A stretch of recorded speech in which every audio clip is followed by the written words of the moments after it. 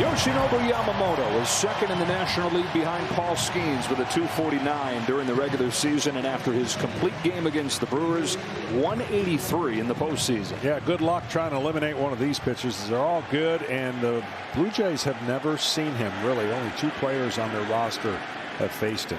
Springer always aggressive, swings and misses at a first pitch splitter, and get used to it. He threw 34 of those against Milwaukee, and the Brewers went 0 for 12 against him. He has a unique motion. He has tremendous balance, and you got to believe his lower half is strong to be able to throw like he does. And he just gives you windows of change of speed, location. It's going to be a big-time challenge by one of the best offenses of postseason memory. The Toronto Blue Jays, if they do it against this guy like they did against Blake Snell, you just tip your hat. Feels like the final boss here, the way this guy has pitched. High fastball is hit foul. Yamamoto spent 7 seasons in Japan. He debuted there when he was 19 years old. 3 consecutive, not just Sawamura Awards, their version of the Cy Young, but 3 straight MVPs, and then the largest contract for any pitcher ever. That's foul, and it stays at 0-2. He comes to the Dodgers. Last year got off to a good start, but then missed a lot of the season with a shoulder injury. It was the postseason last year where he really started to show what he could be. Struggled in his first game, but in 6 starts since then, a 1.78 postseason ERA. Left a fastball middle, and it was pounded. Springer turns the corner. Throw from Hernandez. Not in time. Leadoff double. Boy, a 2-strike pitch that was on a tee for Springer. They got 2-strike hits yesterday. They got 2-strike walks that got on base.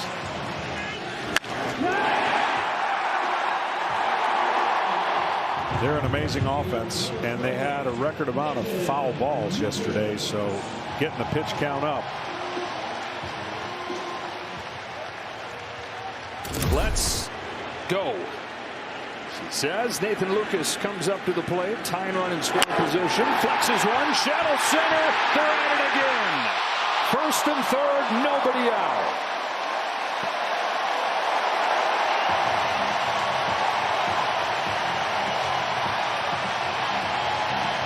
They just don't let up.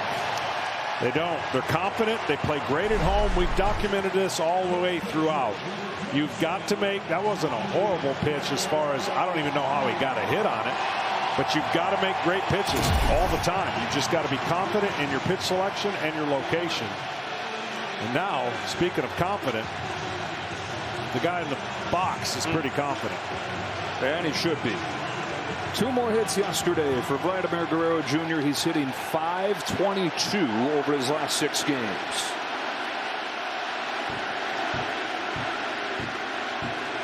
Vladito takes a ball. Well, that's the first pitch that the Toronto Blue Jays have not swung at. 6 prior pitches, 6 swings. That tells you their game plan. You don't have to.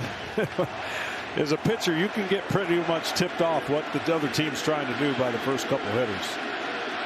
Is not changing their colors. And Vlad not hiding his personality as he moves ahead 2-0. 3 times as many extra base hits in these playoffs as he has strikeouts. Well, it makes him so difficult to pitch against. See that big hole between first and second? He can hit a ball through there just as easily as he can pull one left into the left field stands. On this 2-0, he swings over the top of his splitter. Perfectly willing to do so. Yeah, he is. And he'll take, especially with 2 strikes. That's what would make me nervous as a pitcher. With 2 strikes, if my second baseman's behind second base, I wouldn't feel great if I'm trying to get him out of weight. Tying run at third. Go ahead run at first. Still nobody out in this first inning. Guerrero rips and misses, and it's 2-2. So now watch how he changes his approach. He'll be more likely to hit a ground ball here, knowing a ground ball will get a run unless you hit it back to the pitcher. So those 2 swings will be different on this 2-strike approach. Toronto scored 11 runs on 14 hits yesterday against a Dodger pitching staff that had given up 4 runs the entire championship series.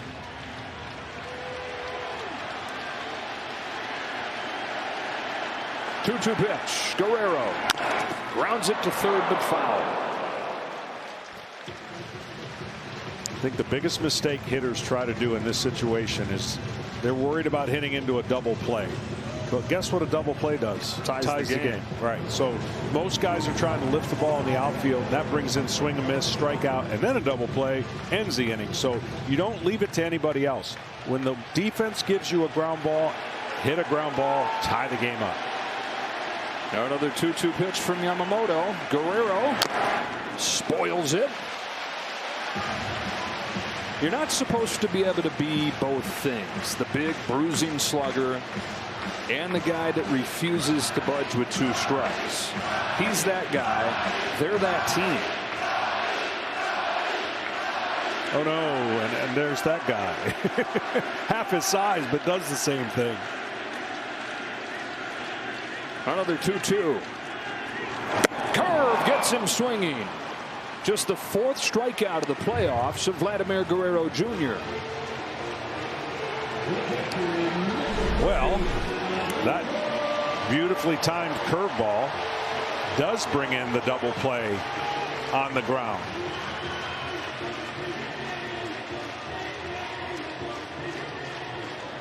They're getting so used to him delivering every time he's up there. Turned away this time. Alejandro Kirk 3 for 3 with a home run and a walk in game 1.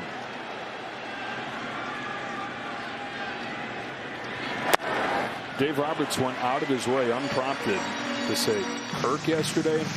Wow. Not a swing and miss. And controlled the strike zone and did what he had to do. And even got a homer out of it. He had a home run and he had a 310-foot single. On this 1-0 from Yamamoto, watches it miss away, ball 2. He's had more 300-foot singles than any player in baseball this year.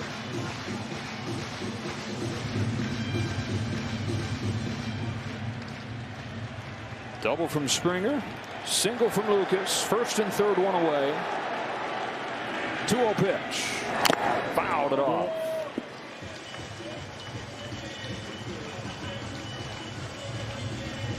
Yamamoto against Milwaukee in that complete game gave up a home run on the very first pitch that he threw to Jackson Chourio. Nothing from there. The first complete game since Justin Verlander did it for the Astros in 17. And try to ride the same story arc here. The early traffic.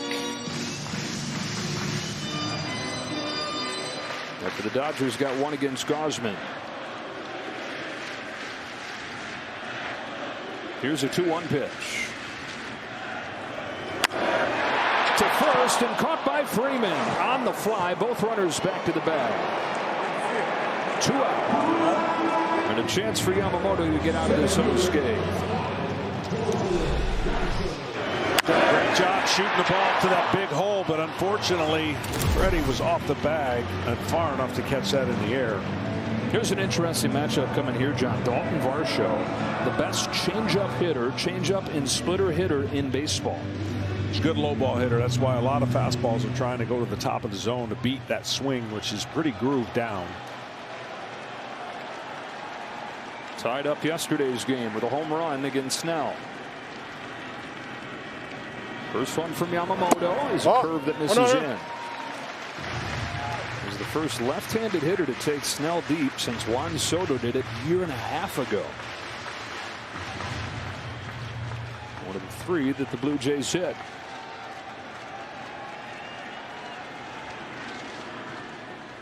Varsho on 1-0. Looks at ball 2. Clement's on deck. Well, once again, Toronto's making the starting pitcher work awfully hard in the first inning. This will be pitch number 20. They got 29 off of Blake Snell yesterday.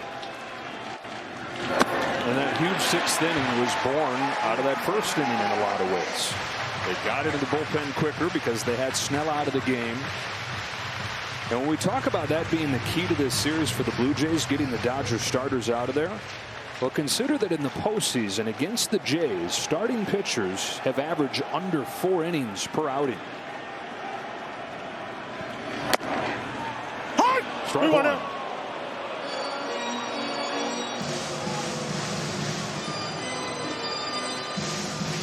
This has not been against slouches. Elite pitching of the Yankees and then the Mariners and now the Dodgers. 3-1. Varsho fouls it back 3-2. Yamamoto's a strike away from getting out of this inning that was first and third, nobody out without a run. Yeah, this would be incredible boost. I mean, you talk about a turnaround that gives your team a jolt. This would be it.